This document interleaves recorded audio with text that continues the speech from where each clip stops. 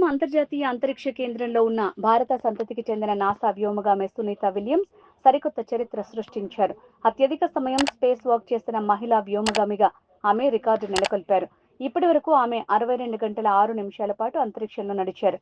గతేడాది జూన్లో NASA వ్యోమగాములు Sunitha Williams, Butch విల్మోర్లు 8 రోజుల యాత్ర తర్వాత బోయింగ్ కంపెనీకి చెందిన స్టార్ లైనర్ వ్యోమ నౌకలో ISS కు వెళ్లిన సంగతి తెలిసిందే. అయితే స్పేస్ క్రాఫ్ట్ లో సాంకేతిక సమస్య తలెత్తడంతో అప్పటి నుంచి అక్కడే చిక్కుకుపోయారు. ఈ క్రమంలో గురువారం ISS నుంచి వెలుపలికి వచ్చిన సునీత విల్మోర్లు కొన్ని మరమ్మతులు నిర్వహించారు. 6 గంటల 5 నిమిషాల పాటు ఈ ప్రక్రియ కొనసాగింది. ఇది సునీత విలియమ్స్ 9వ స్పేస్ వాక్ కాగా విల్మోర్ కు 5వది. దీనికి సంబంధించిన వీడియోను అమెరికా అంతరిక్ష పరిశోధన సంస్థ నాసా షేర్ చేస్తుంది. మరోవైపు ISS లో చిక్కుకున్న ఇద్దరు వ్యోమగాములను సురక్షితంగా తీసుకొచ్చేందుకు ఎలాన్ మస్క్ స్పేస్ ఎక్స్ సహకారం తీసుకుంటున్నట్టు నాసా వెల్లడించింది. ఇదే విషయాన్ని అమెరికా అధ్యక్షుడు డొనాల్డ్ ట్రంప్ సైతం స్పష్టం చేశారు.